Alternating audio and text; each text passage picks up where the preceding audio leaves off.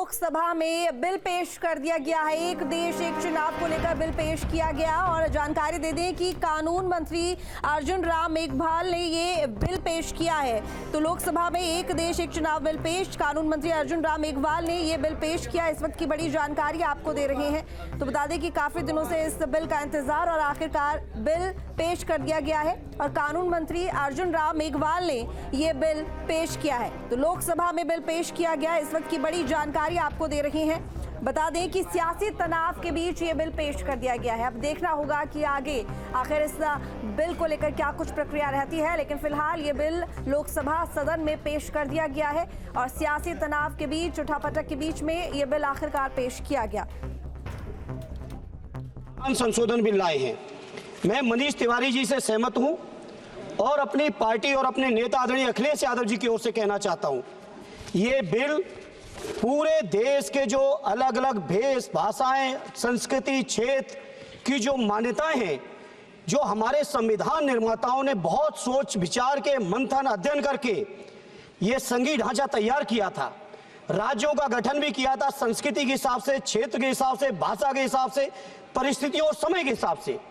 मैं नहीं समझता अध्यक्ष जी, मुझे कहने में कोई संकोच नहीं, उस समय के हमारे संविधान निर्माताओं से विद्वान, बाबा साहब भीमराव अंबेडकर से ज्यादा विद्वान इस सदन में अभी कोई नहीं बैठा, मुझे कहने में संकोच नहीं है। और ये संविधान की मूल भावना को खत्म करके कैसे तानाशाही के रास्ते निकाले जाएं, इसके अलावा कोई काम ही नहीं बचा है। आखिर ये मनीष तिवारी जी ने कहा, कई एक विधानसभा के चुनाव अगर कोई अविश्वास आता है, अगर बहुमत नहीं मिलता है, तो क्या पूरे देश का चुनाव कराओगे?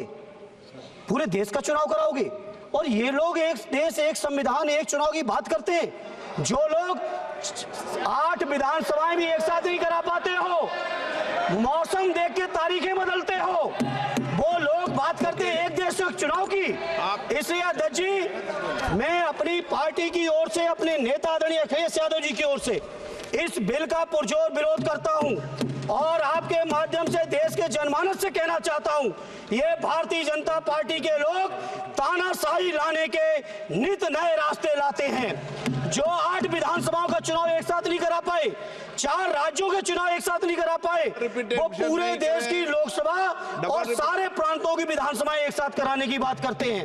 मैं पूछना चाहता हूं सरकार से, अगर एक प्रांत के अंदर सरकार गिरती है तो क्या पूरे देश की लोकसभा के चुनाव कराओगे?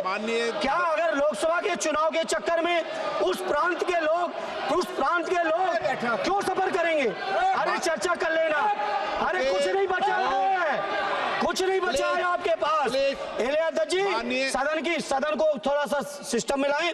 अध्यक्ष जी, आपसे अनुरोध है, आपके माध्यम से सरकार से अनुरोध है, जनता ने बड़ी उम्मीदों के साथ हम सबको भेजा है और हम सब लोगों की जिम्मेदारी है, ये संविधान विरोधी, संघीय ढांचे विरोधी, बेसिक स्ट्रक्चर विरोधी कई केसों की चर्चा की मनीष तिवारी जी ने, मैं उनके साथ जोड़ते हुए माननीय सर्वोच्च न्यायालय की भावनाओं के विरोधी, गरीब विरोधी, दलित विरोधी, पिछड़ा विरोधी, मुसलमान विरोधी, इस नीयत को वापस लो। ये अध्यक्ष जी, आपके माध्यम से मेरी आपसे प्रार्थना है। बहुत बहुत धन्यवाद। एक मिनट प्लीज। माननीय सदस्यगण, हम संसद के अंदर हर विषय की अलग अलग प्रक्रिया होती है।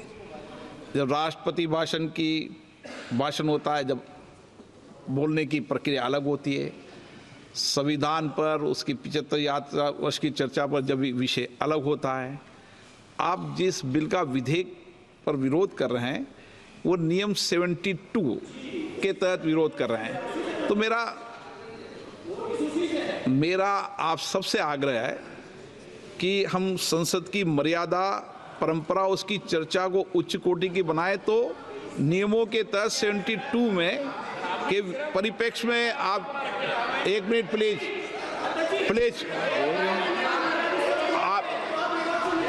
आप प्लीज, एक मेरा ये आग्रह है, ऐसे नहीं बोलते बीच में। प्लीज बैठिए, ऐसे बीच में नहीं बोलते हैं। मैंने इसलिए आपसे कहा कि मैंने किसी को नहीं कहा कि अमर्यादा बोली मर्यादा बोली। मैंने कहा नियम 72 के तहत आप उस परिप्रेक्ष्य के अंदर बिल का विरोध करने का आपका अधिकार है, वह भी विधेयक की विधायी क्षमता लेजिस्लेटिव कॉम्पिटेंस के विषय पर। लेकिन विषय गंभीर है, इसलिए मैं सभी मान्य सदस्यों आगे बोल रहा हूं, उस परिप्रेक्ष्य के अंदर वो अपनी बात को कहें, संविधान की मर्यादाओं के अनुरूप अपनी बात कहें।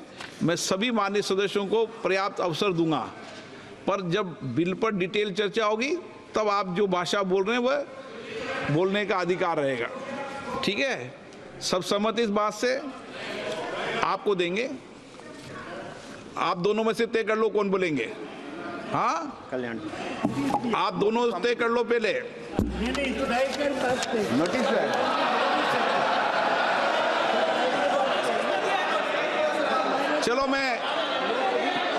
चलो मैं दोनों को 2-2 मिनट रख दूंगा। पहले Kalyan Banerjee. Under our Sachit, constitutional scheme, the basic structure of constitution is read in between the lines.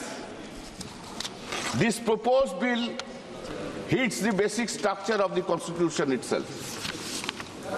And if any bill, any act which hits the basic structure of the constitution, that is ultra virus.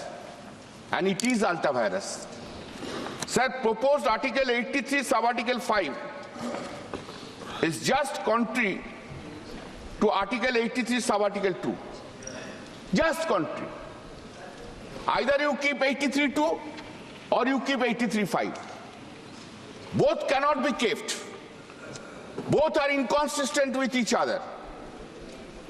Then, sir, effect of proposed Article 82A sub-Article 3 simply establishes that tenure of state legislative assembly simply depending upon the tenure of the House of the People. It is not a doctrine of pleasure. Doctrine of pleasure is under Article 311 of the Constitution. But a mandate which has been given by the people of the country that state assemblies tenure will be depending upon the doctrine of pleasure of this house. How it can be? This is inconsistent. It cannot be accepted. Sir, we must remember this. State government and the state legislative assembly. News nation अब WhatsApp पर खबरों की ताजा update के लिए news nation के इस QR code को स्कैन करें।